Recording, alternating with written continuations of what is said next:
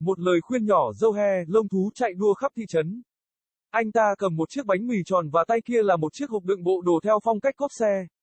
Anh leo xuống những bậc thang bằng đá và cuối cùng đã đến được ga xe lửa ngay trước khi dòng lớn bắt đầu hình thành. Anh ta tìm một chiếc ghế dài và đặt chiếc túi của mình xuống đất và bắt đầu ăn bánh mì tròn của mình. Anh kiểm tra đồng hồ, chỉ còn 15 phút nữa là tàu đến, nhưng chuyến tàu này luôn sớm hoặc muộn. Nhà ga đã quá tải với những người và hành lý quá tải của họ. Họ là gia đình, những người đàn ông và phụ nữ kinh doanh, và một số ít Zohair không thể hiểu tại sao họ lại ở trên tàu. Cuối cùng thì chuyến tàu cũng đến và anh ấy lên đường. Con tàu ọp ẹp cũ kỹ lắc lư qua lại khi Zohair cố gắng nhắm mắt lại.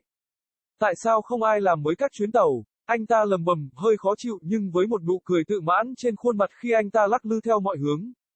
Thật không may, anh ta chỉ tình cờ đi trên một chuyến tàu đông đúc và có đặc quyền được ngồi ở ghế giữa một người bắn tỉa và một doanh nhân bị sếp la mắng trong nửa chuyến đi rồi điên cuồng cố gắng hoàn thành nhiệm vụ. Nửa còn lại, sau chuyến đi đáng sợ về miền quê, anh ta nhảy xuống tàu và lên bục gỗ lo lắng cho những gì sắp xảy ra. Anh ta ngả mũ và chạy về phía gia đình chủ nhà. Cuộc dạo chơi thật ngọt ngào, đầy bất ngờ, anh ấy sẽ làm điều đó cả trăm lần. Thực vật và động vật không tìm thấy ở đâu trong thành phố nhộn nhịp. Có quá nhiều loại hoa khác nhau để đếm, tất cả đều có mùi hương và dáng vẻ riêng. Cây cao hơn 3 tòa nhà, hệ sinh thái đang phát triển mạnh. Anh ta thò tay vào túi áo khoác bên trong và lấy ra một mẩu giấy nhỏ có hướng dẫn cách vào nhà, và may mắn thay, anh ta quên lùi đúng 4 dãy nhà. Vì vậy, anh quay lại và đi bộ trở lại, tận hưởng con đường mòn. Anh ta nhìn thấy một con nai đang chạy lướt qua con đường và sang phía bên kia. Anh nhìn sang bên phải và thấy một khoảng trống nhỏ trên đám cỏ cao và cây dương xỉ. Đây phải là nó, anh ta đã nghĩ, anh ta giành quyền và bắt đầu di chuyển với tốc độ nhanh hơn. Chẳng bao lâu anh ta nghe thấy tiếng nói chuyện ồn ào và chẳng bao lâu nữa anh ta nhìn thấy một ngôi nhà, hay một ngôi nhà tranh lớn hơn một ngôi nhà. Anh ấy thậm chí còn bắt kịp tốc độ hơn, tiếng người mỗi lúc một to hơn. Khi anh đến, một người đàn ông trung niên tiến lại gần anh.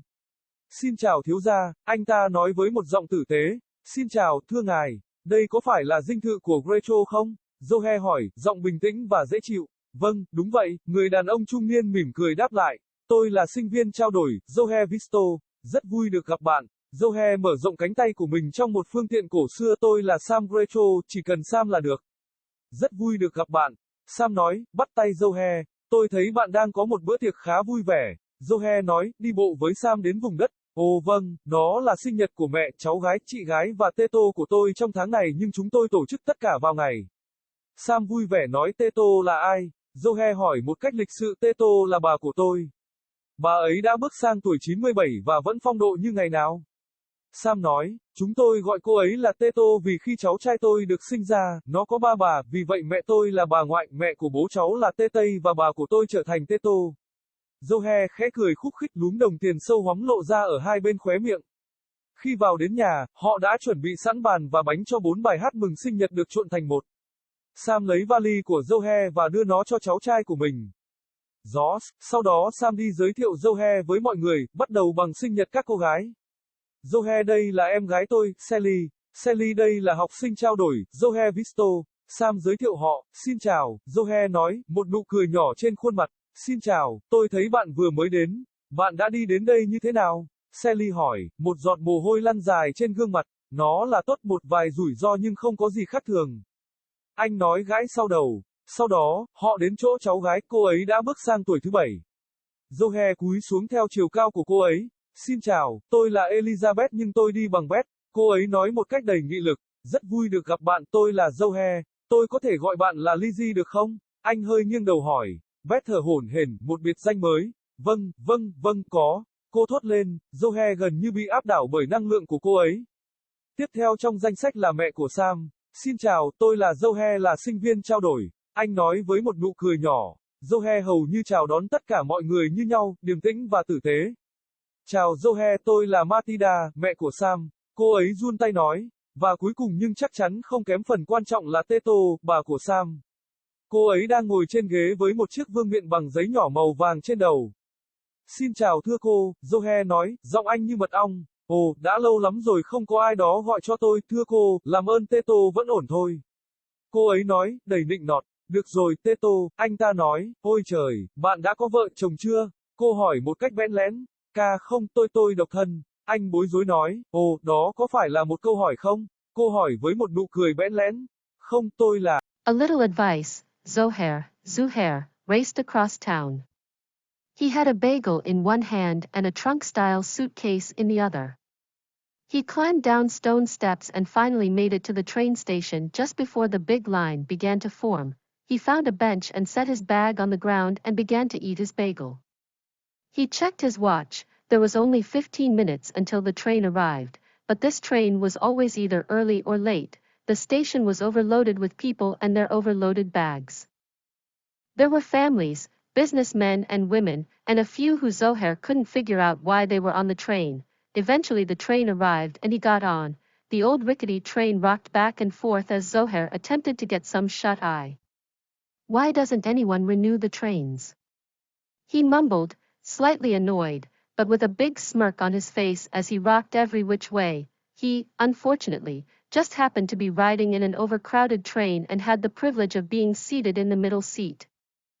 Between a sniveler and a businessman getting yelled at by his boss for half the ride then frantically trying to finish an assignment the other half, after his dreadful ride to the countryside, he hopped off the train and onto the wooden platform nervous for what comes.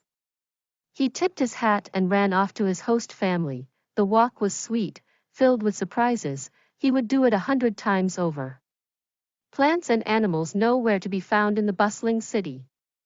Too many different types of flowers to count. All with their own scent and look. Trees taller than 3-story buildings.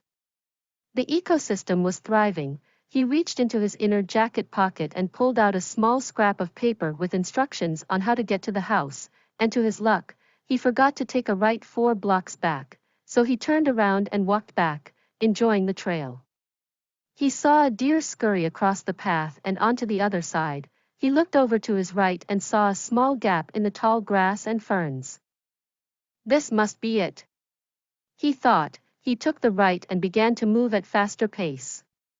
Soon he heard loud chatter and soon saw a house, or more of a large cottage than a house. He picked up the pace even more. The sounds of people grew louder and louder. When he arrived, a middle-aged man approached him. "Hello, young man," he said in a kind voice. "Hello, sir. Is this the Gretro residence?" Zohair asked, his voice calm and pleasant. "Yes, it is." The middle-aged man replied with a smile. "I'm the exchange student, Zohair Visto. Nice to meet you." Zohair extended his arm in a means of antiquates. "I'm Sam Gretro, just Sam is fine." "Nice to meet you too," Sam says, shaking Zohair's hand. "I see you're having quite the party." Zohair says, walking with Sam to the land. "Oh yes. It's my mother, niece, sister and Teto's birthdays this month, but we celebrate them all one day." Sam says happily, "Who is Teto?" Zohair asked politely. "Teto is my grandmother. She's turning 97 and she's still as feezy as ever." Sam said, "We call her Teto because when my nephew was born he had 3 grandmas, so my mother was Granny, his father's mother was Tet and my grandmother became Teto." Zohair let out a small chuckle, his deep dimples showing at either side of his mouth. When they reached the house they were getting the table and cake ready for the 4 birthday songs mashed into one. Sam took Zohair's suitcase and gave it to his nephew, Josh. Then Sam went to introduce Zohair to everyone, starting with the birthday girls. "Zohair, this is my sister, Sally. Sally, this is the exchange student, Zohair Visto." Sam introduced them. "Hello," Zohair said, a small smile on his face. "Hi. I see you just arrived. How was your trip here?" Sally asked. A drop of sweat rolled down his face. "It was good, a few mishaps but nothing out of the ordinary," he said, scratching the back of his head. Then they went to the niece. She was turning 7. Zohair crouched down to her height. "Hi. I'm Elizabeth but I go by Beth," she said energetically. "Nice to meet you, I'm Zohair. Can I call you Lizzie?" he asked, tilting his head slightly. Beth gasped. "A new nickname?" "Yes, yes, yes, yes," she exclaimed, Zohair was almost overwhelmed by her energy. Next on the list was Sam's mother. "Hello, I'm Zohair, the exchange student," he said with a small smile. Zohair greeted virtually everyone the same, calm and kind. "Hi Zohair, I'm Matilda, Sam's mother," she said, shaking her hand. And last but certainly not least was Teto, Sam's grandma. Zohair, she was sitting in a chair with a yellow small paper crown on her head. "Hello, ma'am," Zohair said, his voice laced with honey. "Oh, it's been so long since someone called me ma'am. Please, Teto is just fine," she said, flattered. "All right, Teto," he said. "Oh my. Do you have a spouse?" she asked bashfully. "And no, I am single," he said, flustered. "Ooh, is that a question?" she asked with a sheepish smirk. "No, I am."